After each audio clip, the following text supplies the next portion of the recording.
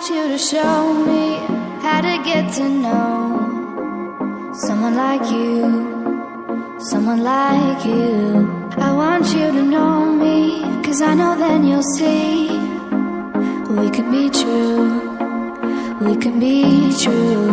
I want you to see what I see in us, something so real, something so real.